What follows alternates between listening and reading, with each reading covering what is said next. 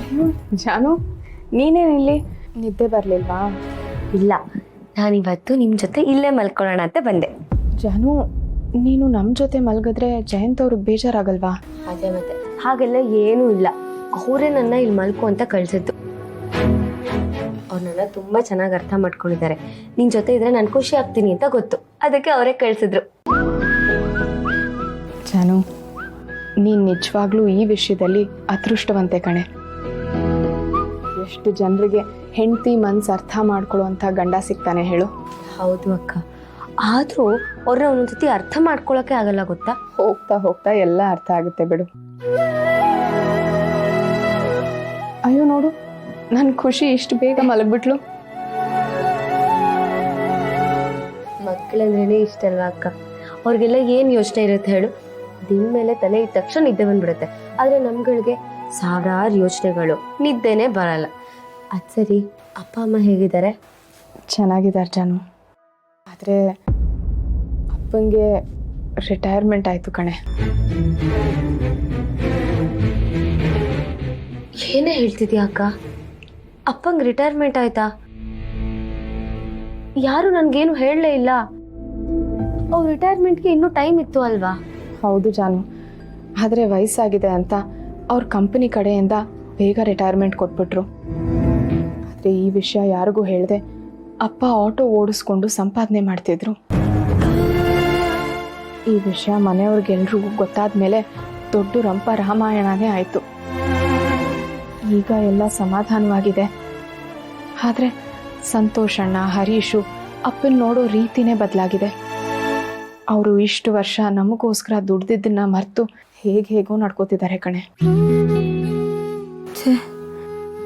ಯಾಕೆ ನೀವು ಯಾರು ಒಂದ್ಸತಿನೂ ನಂಗೆ ಇದ್ರ ಬಗ್ಗೆ ಹೇಳಲಿಲ್ಲ? ಮದುವೆ ಆಗಿದ ತಕ್ಷಣ ನನ್ನ ದೂರ ಮಾಡ್ತಿದ್ದೀರಾ ಅಲ್ವಾ? ಹಾಗಿಲ್ಲ ಜಾನು. ನೋಡು, ನೀನಿಲ್ಲಿ ಖುಷಿಯಾಗಿರ್ತೀಯ, ಆವಾಗ ಇಂಥ ವಿಷಯ ಹೇಳಿದ್ರೆ ನಿನಗೆ ಬೇಜಾರಾಗುತ್ತಲ್ವಾ? ನೋಡು, ಈಗಲೂ ಅಷ್ಟೆ, ನಾನು ಹೇಳಿದ ತಕ್ಷಣ ನೀನು ಎಷ್ಟು ಬೇಜಾರು ಮಾಡ್ಕೊಂಡಿದ್ಯಾ ಅಂತ. ಅದಕ್ಕೆ ಹೇಳಲಿಲ್ಲ ಕಣೆ. ಸರಿ ಬಿಡು, ನೀನು ಜಾಸ್ತಿ ಯೋಚನೆ ಮಾಡಕ್ಕೆ ಹೋಗ್ಬೇಡ, ಎಲ್ಲ ಸರಿ ಹೋಗುತ್ತೆ. ಅದಿರಲಿ, ನಿನ್ನ ಮದುವೆ ಬಗ್ಗೆ ಏನು ಯೋಚನೆ ಮಾಡಿದ್ಯಾ?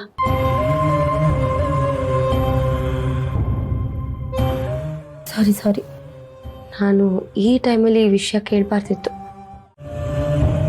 ಆಮೇಲೆ ಅಕ್ಕ, ವೆಂಕಿ ಅಣ್ಣ ಮತ್ತು ಅದಕ್ಕೆ ಜೋಡಿ ಎಷ್ಟು ಚೆನ್ನಾಗಿದೆ ಅಲ್ವಾ? ಹೌದು ಜಾನು, ಅದರಲ್ಲೂ ಅದಕ್ಕೆ ನೋಡಿದ್ರೆ ನನಗೆ ತುಂಬ ಖುಷಿ ಆಗುತ್ತೆ. ನಮ್ಮ ಮನೆಗೆ ತಕ್ಕ ಸೊಸೆ.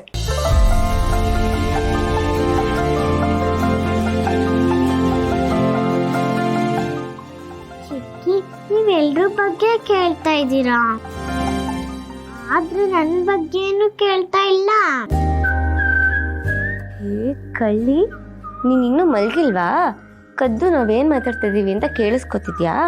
ಇಲ್ಲಪ್ಪ, ನೀವು ಮಾತಾಡೋದನ್ನ ನೇರವಾಗಿ ಕೇಳಿಸ್ಕೊತಾ ಇದ್ದೆ. ನೋಡಿದ್ಯಾಕ? ಇನ್ಮೇಲೆ ಇವಳು ಮುಂದೆ ಮಾತಾಡುವಾಗ ಹುಷಾರಾಗಿ ಮಾತಾಡು.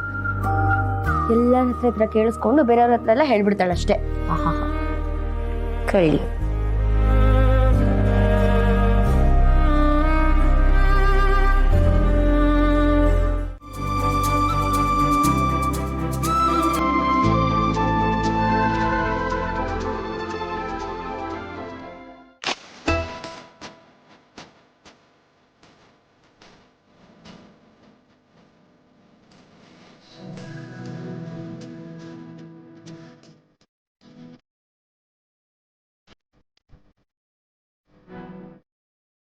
ಅತ್ತೆ, ಆಶೀರ್ವಾದ ಮಾಡಿ.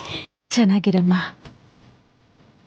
ಪುಟ್ಟ ಚೆಲ್ವಿನೋ ಪುಟ್ಟ ವೆಂಕಿನೋ ನಮ್ಮ ಮನೆಗೆ ಬೇಗ ಬರಲಿ.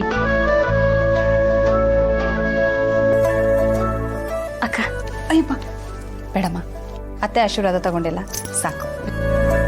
ಚೆನ್ನಾಗಿರು.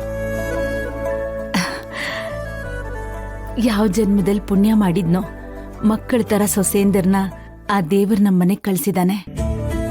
ಅವನಿಗೆ ಎಷ್ಟು ಕೃತಜ್ಞತೆ ಸಲ್ಲಿಸಿದ್ರು ಕಡಿಮೆನೆ. ಪುಣ್ಯ ನಿಮ್ದಷ್ಟೇ ಅಲ್ಲ ಅತ್ತೆ, ನಮ್ಮದು ಕೂಡ. ಅಮ್ಮನಂಗೆ ಅತ್ತೆ ಎಲ್ಲೂ ಸಿಗಕ್ಕಿಲ್ಲ. ಸರಿಯಾಗಿ ಹೇಳ್ದೆ ಚೆಲ್ವಿ.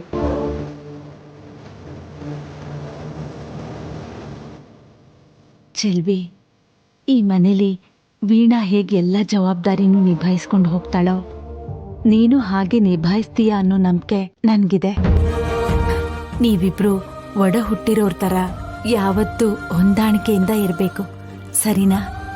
ಸರಿ ಅತ್ತೆ, ನೀವು ಹೆಂಗೆ ಹೇಳ್ತೀರೋ ಹಂಗೆ.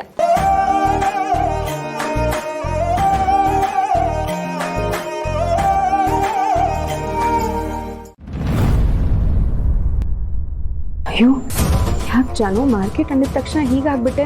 ತುಂಬ ದೂರ ಇದೆಯಾ? ಇಲ್ಲ ಕಣೆ, ಇಲ್ಲೇ ಹತ್ರದಲ್ಲೇ ಇದೆ. ಹಾಗಿದ್ರೆ ಬಾ, ಹೋಗಿ ಬರೋಣ. ನೀನು ದಿನ ತರಕಾರಿ ತಗೋತೀಯಲ್ಲ, ಅಲ್ಲಿಗೆ ಹೋಗಿ ಬರೋಣ ಬಾ. ಇಲ್ಲ ಅಕ್ಕ, ನಾನೇನು ದಿನ ತರಕಾರಿ ತಗೊಂಡ್ಬರಕ್ಕೆ ಹೋಗಲ್ಲ. ಇದುವರೆಗೂ ನಾನು ಒಂದೇ ಸತಿ ಹೋಗಿರೋದು. ಒಂದೇ ಸಲನಾ? ಯಾಕೆ? ಅದು ತುಂಬ ಬಿಸಿಲಿರುತ್ತಲ್ವಾ, ಹೋಗ್ಬೇಡ ಅಂತ ಹೇಳ್ತಾರೆ. ಅದಕ್ಕೆ ಏನೇ ಬೇಕಾದ್ರೂ ಅವ್ರು ಆನ್ಲೈನಲ್ಲೇ ತರಿಸ್ಬಿಡ್ತಾರೆ. ನಾನು ಹೋಗೋ ಅವಶ್ಯಕತೆನೇ ಬರಲ್ಲ. ಜಾನು, ಒಂದು ತರಕಾರಿ ತರೋಕ್ಕೂ ಆಚೆ ಹೋಗೋಕ್ಕಾಗಲ್ಲ ಅಂದರೆ ಹೇಗೆ ಹೇಳು? ಸರಿ ಬಾ, ಇವತ್ತು ತರಕಾರಿ ತಗೊಂಡು ಇಬ್ರು ಸುತ್ತಾಡ್ಕೊಂಡು ಬರೋಣ. ಸರಿ, ಒಂದ್ಸತಿ ಅವ್ರನ್ನೂ ಕೇಳ್ಬಿಡ್ತೀನಿ. ಜಾನು, ಜಯಂತ್ ಅವ್ರಿಗೆ ಯಾಕೆ ಫೋನ್ ಮಾಡ್ತಿದ್ಯಾ? ಮಾರ್ಕೆಟ್ ಇಲ್ಲೇ ಹತ್ರದಲ್ಲಿದೆ ಅಂತ ಹೇಳಿದ್ಯಾ, ಇಲ್ಲಿಂದ ಇಲ್ಲಿಗೆ ಹೋಗೋಕ್ಕೂ ಅವ್ರಿಗೆ ಹೇಳಬೇಕಾ? ಹ್ಞೂ ಅಕ್ಕ, ಇಲ್ಲಾಂದ್ರೆ ಸುಮ್ಮನೆ ಗಾಬರಿ ಆಗ್ತಾರೆ. ನಾನು ಮಾರ್ಕೆಟಿಗೆ ಹೋಗ್ಬೇಕಾ ದಾರಿ ತಪ್ಪಿಟ್ರೆ, ಕಾಣೆ ಆಗ್ಬಿಟ್ರೆ ಅಂತೆಲ್ಲ. ನಾನು ಒಂದು ನಿಮಿಷ ಮನೇಲಿ ಇಲ್ಲ ಅಂದ್ರೆ ಅವ್ರಿಗೆ ತಡ್ಕೊಳಕ್ಕಾಗಲ್ಲ. ಇಷ್ಟು ಮುದ್ದಾದ ಹೆಂಡತಿ ಕಣ್ಣಿಗೆ ಕಾಣಿಸ್ತಾ ಹೋದ್ರೆ ಯಾರು ಗಾಬರಿ ಪಡಲ್ಲ ಹೇಳು? ಅದೇ ಮತ್ತೆ. ಸರಿ, ಇವತ್ತು ನಾನಿದ್ದೀನಲ್ಲ, ಅವ್ರೇನು ಅನ್ಕೊಳಲ್ಲ. ಬಾ ಹೋಗೋಣ. ಸರಿ.